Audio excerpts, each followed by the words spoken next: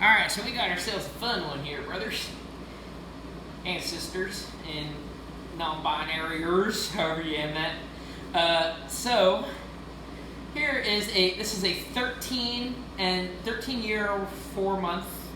Something like that, right around there. Barreled in 04, released in June of 17. Or, yeah. 04.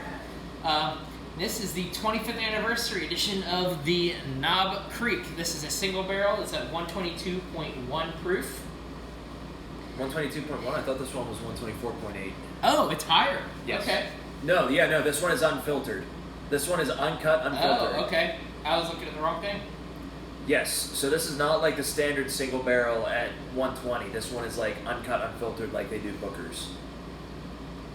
So, okay, I'm even more excited. So, Yes. Let's get into it. Comes in a fancy wooden case, so you know it's good. Okay, ooh. So it has that signature Knob Creek mapley brown sugar oakiness. Mm-hmm.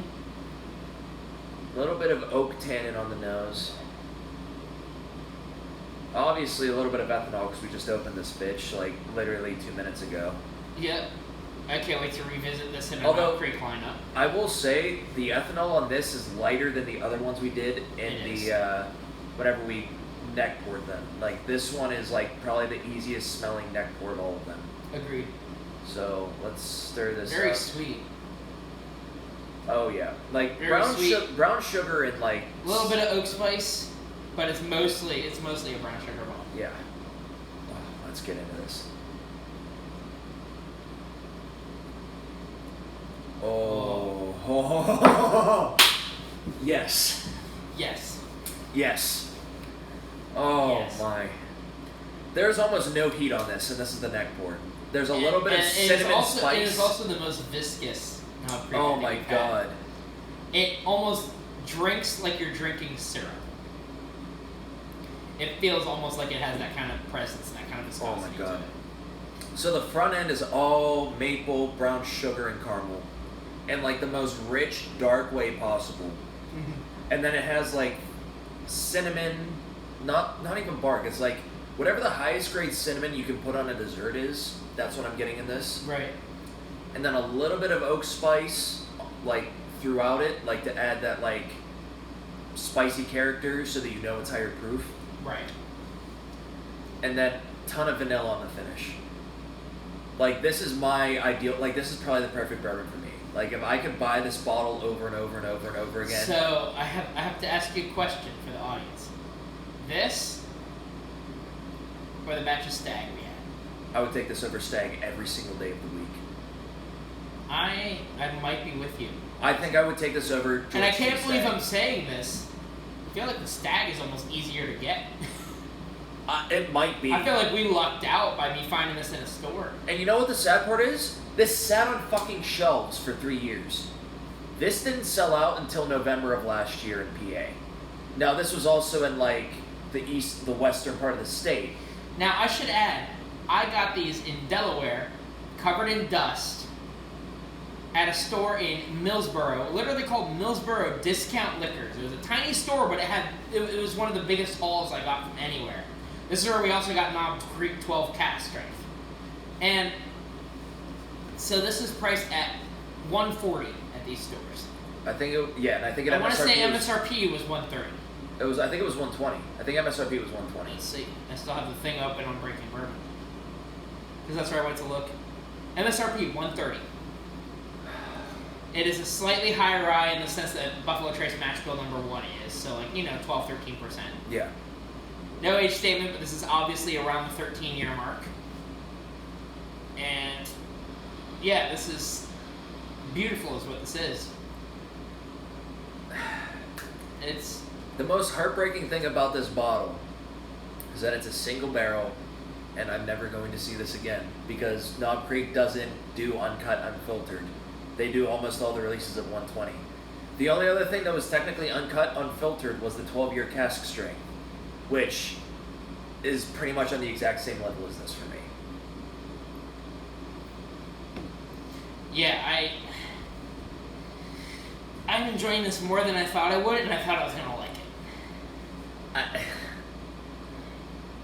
fuck, I wish I'd have had 140 bucks to bought one myself. That's the problem, is that the one complaint I have about this the high-end Knob Creek stuff, it can get pricey. It can. MSRP.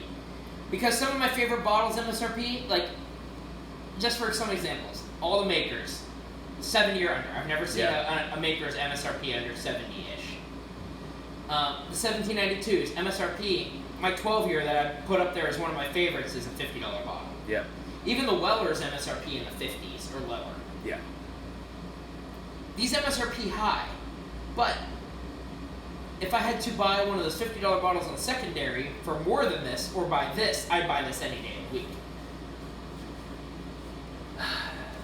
They're one of those. So I know for you, this is like you'd buy this every day of the week.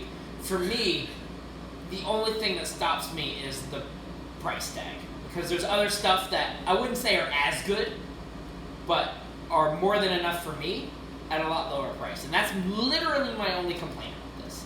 You say that as a complaint. Personally, I actually am happy about that. Well, yeah, because then it doesn't sell out. You can get Yes. it. Yeah, and that's the flip side to it. But at the same time, It's the I same. like a lot of stuff that doesn't sell out too. Yeah. So That's the logic, though, for the same reason why I like Booker's. Booker's doesn't sell out anymore because it has a $90 MSRP. People don't want to spend that on it. I don't know why, but like breaking $70, people don't want to spend over $70 to like. it's me. I'm people. I very rarely spend over 70 or 80. And that's most people. And you know Yeah. what? For me to be able to get my hands on Knob Creek or. And I mean, this isn't like you're going to daily sip this. I mean, a bottle of this No. will last you a year or more, easy. I actually might take this home with me. Like, I don't know if this one's going to sit here because this is beautiful. Right. This is. This belongs with your little books and all that stuff. I might like this better than Little Book Chapter 3, if I'm going to be totally honest. We got to do a side by side. Oh, we will. We got to do a beam cast strength lineup too. We are going to do a high-end beam lineup whenever I don't even think it should be high end. I think it should literally be high proof.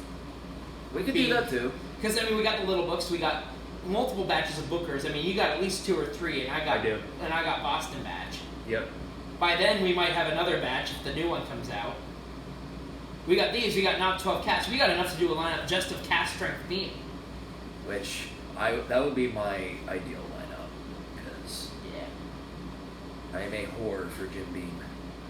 Jim Beam, please sponsor me. What are they sponsoring you for? Are they just sending you money to say good things to all 7 of my viewers? If I do fights or something, I guess. I don't know. I'll put Jim Beam across my ass for all I care on my compression shorts. Oh, on the compression shorts. But anyway. I will tattoo Jim on one butt cheek and Beam on the other butt cheek. Let's go. Can I be old tub for a day? Okay, on that note, there's the 25th anniversary. Honestly, so the Ezra was a surprise for you. This was a surprise for me. I knew I was gonna like this. I didn't realize how much I was going to like this. Yeah, this is a surprise for me because I didn't think that. Again, for me, like I think that even though I probably wouldn't do it, the price tag is justifiable. Yeah. And that's the surprise to me, is that it justified the $140 I paid in Delaware to get you these. So, there you go.